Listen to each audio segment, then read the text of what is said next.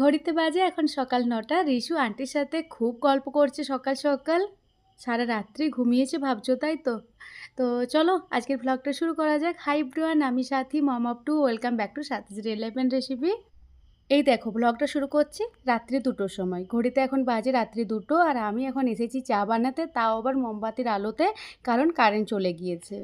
প্রতিদিনকার মতোই রিশু আজকেও রাত্রি ১২টাতে উঠেছে। চেষ্টা করার পরেও কিছুতেই ওকে সারাদিনে তুলতে পারিনি। যখনই তুলছি ও মানে ব্রেস্ট ফিড করছে, ঘুমিয়ে পড়ছে। অনেক কষ্ট করে ওকে স্নান করিয়েছি, তাও ঘুমিয়ে ঘুমিয়ে করেছে। তো ফ্রেশ ট্রেশ করিয়েছি। বিকেলবেলাতে একটু মানে বাইরে নিয়ে গিয়েছিলো হাজব্যান্ড ঘোরাতে, ওখানেই রাস্তাতে ঘুমিয়ে পড়েছে, আবার বাড়ি চলে এসেছে। কন্টিনিউয়াসলি ঘুমিয়েছে। ১২টার সময় ঠিক মানে উঠে পড়েছে। আর আমি ১২টা থেকে ২টো ২:৩০ এখন বাজলো, আর পাচ্ছিলাম না। মনে হলো না একটু এরপর চা খেতেই হবে, নইলে নিজেকে পজিটিভ রাখা যাচ্ছে না। তবে আমি অবাক হয়ে গিয়েছি একটা জিনিস দেখে, যে যখন থেকে আমি মম অফ টু হয়েছি তারপর থেকে কোথা থেকে যে আমার মধ্যে এত এনার্জি চলে এসেছে আমি জানি না। ভীষণ এনার্জি চলে এসেছে, আর আমি মানে ভীষণ আর কি খুশিতে রয়েছি। আমার এত কষ্টটাও আমার কষ্ট মনে হয় না। সারাদিনে হার্ডলি আমি ২ থেকে ৩ ঘন্টা ঘুমোতে পাই, তাও আমার কোনো অসুবিধে হচ্ছে না এই মুহূর্তে। জানি না পরবর্তী দিনে কি হতে চলেছে, সেটা তো আমার হাতে নেই, বাট এই মুহূর্তে আমি বেশ খুশি রয়েছি। এদিকে হাজব্যান্ডকে তুলে ওকে বললাম একটু মেয়েকে বাতাস করো, আমি জাস্ট একটু চা বিস্কিট খেয়ে আসি। খুব খিদা লেগেছে, মানে খিদা লেগেছে বলতে একটু খিদাও লেগেছিলো, আর একটু মানে চা খেতে ইচ্ছে করছিল। তো সেই আর কি চা নিয়ে রেডি আমি। যে মুহূর্তে আমি দেখি মেয়েকে রাখতে রাখতে আমার একটু ইরিটেটিং ফিল হচ্ছে, সেই মুহূর্তে আমি হাজব্যান্ডকে তুলে ওকে ১০ মিনিটের জন্য বসিয়ে আমি ১ কাপ চা বা কফি করে কিছুটা সময় নিজের সাথে কাটাই, ওই ১০-১৫ মিনিট। তারপর মানে পুরো একা থাকি এই সময়টা, তারপর ওর কাছকে আবার চলে যাই। তাতে আমি দেখেছি আমার মধ্যে এনার্জিটা আবার রিগেন হয়ে যায়, মানে খুব ভালোভাবে চলে আসে, আমার আর কোনো অসুবিধা হয় না। কিন্তু যে প্রবলেমটা সবচেয়ে বেশি ফেস করছি সেটা একটু পরে তোমাদের সাথে শেয়ার করছি। তার আগে এই যে দেখো মেয়েকে নিয়ে এরপর রয়েছি, হাজব্যান্ডকে ছেড়ে দিয়েছি। চাটা খেয়ে আমি পুরো অ্যাক্টিভ হয়ে গেছি। আর আমার হাজব্যান্ড রাত্রে একটু তো জাগতে পারে না, ওর একটু অসুবিধা লাগে।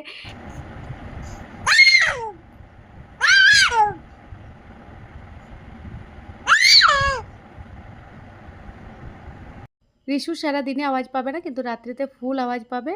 পটি হয়ে গেল, রাত্রিতে ছাড়া তার পটি হয় না। এরপর ওকে ফ্রেশ ট্রেশ করিয়ে দিয়েছি, এদিকে কারেন্টও চলে এসেছে। এরপর আমি আর রিশু এখন মজা করছি। রিশু রাত্রি জাগাতে আমার যে মেন প্রবলেমটা হচ্ছে সেটা হচ্ছে হাজব্যান্ডের ডিউটি সকাল ৮টা থেকে সন্ধ্যে ৬টা। ৮টার আগে ওকে ব্রেকফাস্টটা তৈরি করে দিতে হয়, ও প্যাক করে নিয়ে যায়। আর এদিকে কি হয়, কোনো দিন রিশু ৫টা ৫:৩০টায় ঘুমাচ্ছে, হয়তো আমিও ঘুমিয়ে পড়লাম, তখন আর উঠে রান্না করা হচ্ছে না। আর কোনো দিন কী হচ্ছে, রিশু সকালবেলাতে ঘুমোচ্ছেই না, এত চেঁচাচ্ছে, ওকে ছেড়ে কোথাও যাওয়া যাচ্ছে না। এখন আমাকে চিনে গিয়েছে আর কিছুতেই যাবে না, তখন রান্নাটাও করতে যেতে পারছি না। তখন হাজব্যান্ড ওই ডিম সিদ্ধ, ছেনা, কলা পাকা এইসব নিয়ে যাচ্ছে। যেরকম আজ সকালটাতে দেখো রিশু এখনও না ঘুমোয়নি। এখন ঘড়িতে বাজে ওই ৯:৩০। আন্টি এসে গিয়েছে, কিন্তু রিশু ঘুমায় না। রিশু ওই ৪:৩০টার দিকে একটু ঘুমিয়েছিল, আবার ৬টায় উঠে পড়েছে।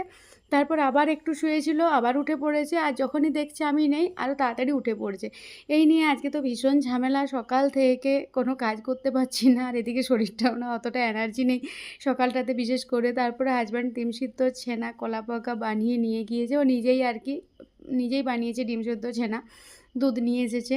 তারপর ওই সব বানিয়ে আমার জন্য রেখে গিয়েছে, আর নিজেও নিয়ে গিয়েছে। ছেলেও মানে ওই সবই খায় আর কি। ওর সাথে একটু দুধ কর্নফ্লেক্স বা দুধ ভাজা চিড়া বা স্মুদি করে দিই, বিভিন্ন ধরনের ফল, ড্রাই ফ্রুটস দিয়ে, খেজুর টেজুর দিয়ে, কলা পাকা দিয়ে, সেটা খায়। যেদিন যেটা করতে পারি করে দিচ্ছি আর কি।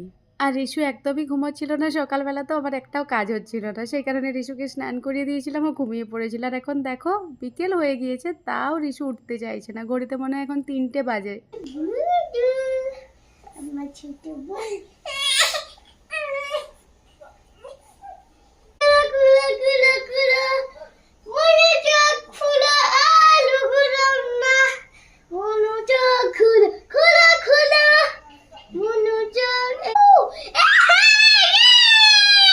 ঘুনু ভাঙলো। এখন তো একটি কথাও নেই, টুও নেই, তাও নেই। আর রাত্রিবেলাতে কি এক্সট্রা পাওয়ার পেয়ে যাও তুমি? তখন আমি ৬টা, দুপুর ৩টা, মাঝে মাঝে উঠে শুধু খাওয়া দাওয়া করে আপনার ঘুমিয়ে পড়ছে। আর ওই যে বললাম হাজব্যান্ড আজকে আসবে না, সেই কারণে আমার আর ছেলের রান্না। তবে আমি বিটরুটের আটাটা না আগের দিনই মেখে রেখেছিলাম ফ্রিজে। তো একসাথে ২-৩ দিনের মানে বানিয়ে নিই আরকি আটাটা।